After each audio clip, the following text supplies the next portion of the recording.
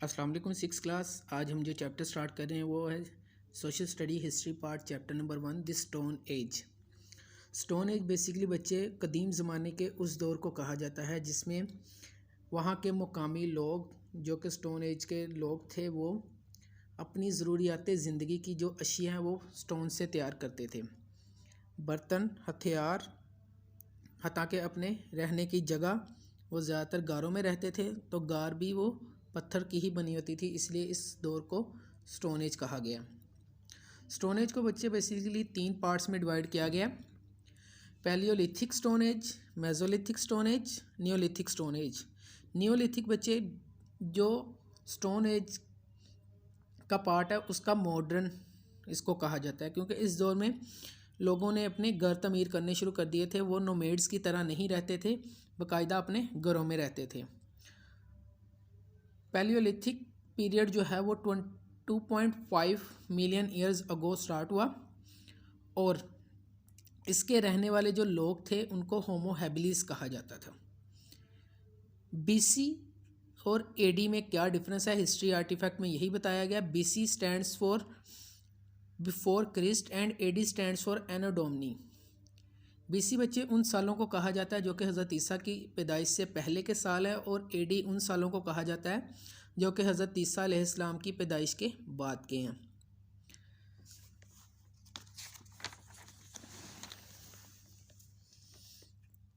Palaeolithic period को 3 हिस्सों में डिवाइड किया गया, लोअर, मिडल एंड अपर। जो पैलियोलिथिक पीरियड के लोग थे वो खाना बदोशों की तरह से रहते थे। नोमेड्स उनको कहा जाता था क्योंकि वो खुराक की तलाश में एक जगह से दूसरी जगह सफ़र में रहते थे। उनका कदीम पेशा जो था वो शिकार था। शिकार करके वो खुराक हासिल करते थे और उनके जो रिहाइश थी वो गारों में होती थी, उनके रहने की जगह गार होती थी। मिडल एज में भी बच्चे कुछ उनके अंदर जिद्दत आई जिसमें उन्होंने अपने हथियार जो थे वो तैयार करना शुरू किए। अपर पैलियोलिथिक पीरियड में वहाँ के रहने वाले लोगों ने जो पत्थर थे उनको इस तरह से तराशना शुरू किया कि उनसे अपने पहनने के लिए जेवरात तैयार किए जाएं। बहुत तेज़ी से तरक्की हुई पैलियोलिथिक पीरियड में। पैलियोलिथिक पीरियड के बाद आता है मेसोलिथिक पीरियड। मेसोलिथिक पीरियड के दरमियान, मेसोलिथिक पीरियड बच्चे बेसिकली पैलियोलिथिक और नियोलिथिक पीरियड के दरमियान का दौर था, जहाँ पर लोगों में बहुत ज़्यादा जिद्दत आई। उन्होंने अपने हथियार कदीम करने शुरू किए और उनको धार हथियार बनाने शुरू किए जिससे वो जानवरों का शिकार आसानी से कर लेते थे। पैलियोलिथिक पीरियड में तो वो वहाँ के लोग सिर्फ़ और सिर्फ शिकार के ऊपर रहते थे, लेकिन मेसोलिथिक पीरियड में शिकार के साथ साथ उन्होंने सब्जियां खानी भी शुरू की। हिस्ट्री आर्टिफैक्ट में बच्चे बताता है आइस एज के बारे में। आइस एज उस दौर को कहा जाता है जैसे कि नॉर्थ और साउथ पोल का अगर देखा जाए तो वहाँ पर दर्जा हरारत बहुत कम है और वहाँ पर सारा साल बर्फ़ रहती है, और वहाँ के जो समंदर और जो झीलें हैं वो भी बर्फ़ से ढकी रहती हैं, इसीलिए उस इलाके को आइस एज कहा जाता है। मेसोलिथिक पीरियड के बाद बच्चे आता है नियोलिथिक पीरियड। मैंने आपको बताया कि नियोलिथिक पीरियड स्टोन एज का जो है वो सबसे एडवांस पीरियड था। नियोलिथिक पीरियड में जो इनोवेशंस आई उनमें से कुछ ये थी कि इन्होंने एग्रीकल्चर स्टार्ट की, बर्तन बनाने शुरू किए, ज्वेलरी बनानी शुरू की, जो शिकार था उसको थोड़ा कम किया और जानवरों को पालना शुरू किया। एनिमल हस्बेंड्री शुरू हुई। इस ईयर के लोग उनको मॉडर्न मैन भी कहा जाता था, और इस ईयर के रहने वाले इस दौर के लोगों को होमो सैपियंस कहा जाता था। यहाँ पे बच्चे आप देख सकते हैं तस्वीरों में कि एग्रीकल्चर प्रैक्टिसेस स्टार्ट हुई स्टोन एज में।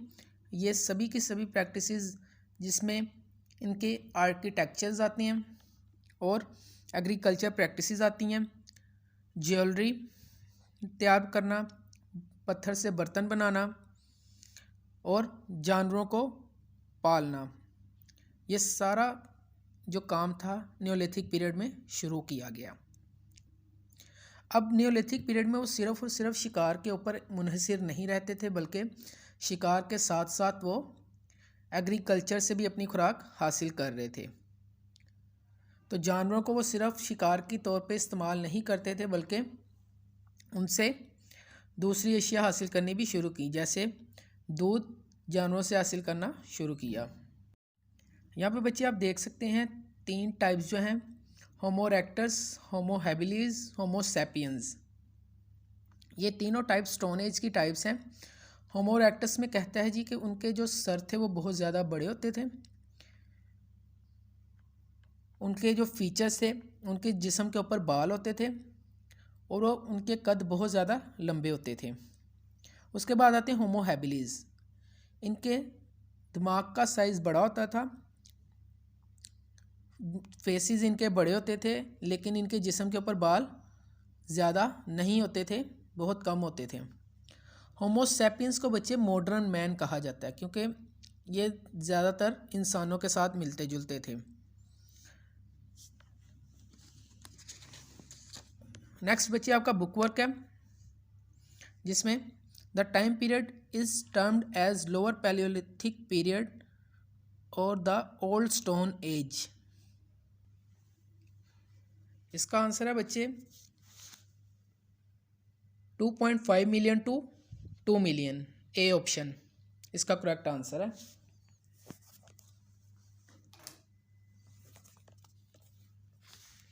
ए ऑप्शन इसका करेक्ट आंसर है। नेक्स्ट है बच्चे the earliest of human in the stone age are. Earliest of humans, earliest stone age में पैलियोलिथिक पीरियड आता है, जिसके रहने वाले इंसानों को होमो हैबिलिस कहा जाता था। नेक्स्ट आता है बच्चे dash refer to the last part of stone age. आखिरी पार्ट जो स्टोन एज का है उसको क्या कहा जाता है? Neolithic period. नेक्स्ट है the early humans lived as. जो कदीम लोग थे वो किस तरह से रहते थे? नोमेड्स। नोमेड्स बच्चे कहते हैं खाना बदोश को। खाना बदोश मैंने बताया आपको उन लोगों को कहा जाता है जो कि खुराक के सिलसिले में एक जगह से दूसरी जगह हिजरत करते रहते हैं। Dash are also called the modern man. Modern man किनको कहा गया? होमो सैपियन को। ये बच्चे आपका बुक वर्क है, इसको आपने अच्छे से कर लेना है। अगर किसी किस्म की प्रॉब्लम हो तो आपने पूछ लेना है।